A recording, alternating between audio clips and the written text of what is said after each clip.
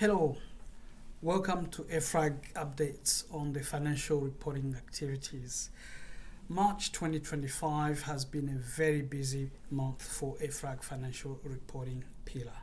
In preparation for the IASB ESAF meeting held in London on the 24th and 25th March, EFRAG-TEG jointly met the European national standard setters, members of the EFRAG Consultative Forum of National Standard Setters, on 10th of March to discuss ESAF agenda topics and form a common European view.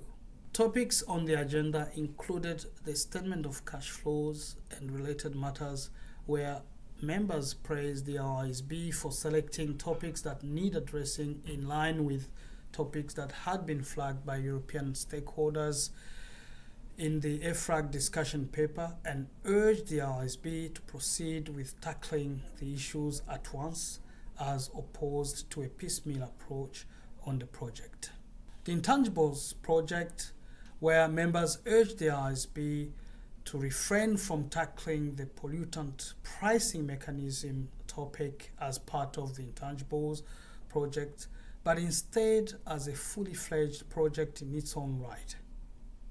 Members also noted that whilst the criteria for recognition of intangibles assets need amending, the IASB should be cautious to not open the door for more recognition of intangibles on the balance sheet, but instead focus on the mandatory disclosures of intangible assets that fail the recognition criteria, as opposed to the existing encouragement to do so in IAS 38.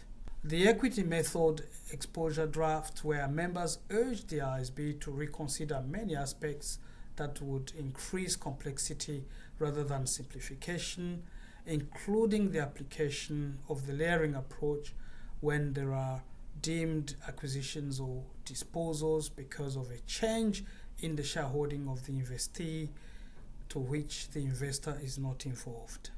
On financial instruments with characteristics of equity, members praised the IASB for listening to EFRAG concerns and agreed with the proposed changes to the presentation and disclosure requirements, in particular focus away from what happens at liquidation, but instead the nature of the instrument, notably contractual rights included in the instruments at the balance sheet date.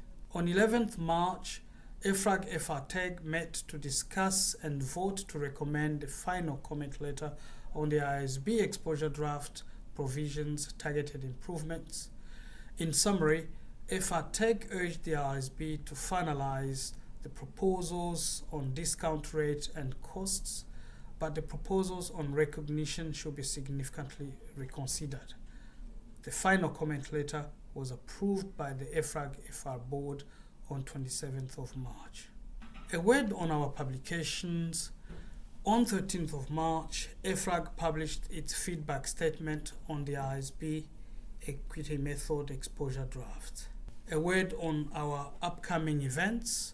On 25th April, preparers, users, auditors, and other stakeholders will participate in a virtual roundtable to discuss practical considerations of connecting financial and sustainability reporting.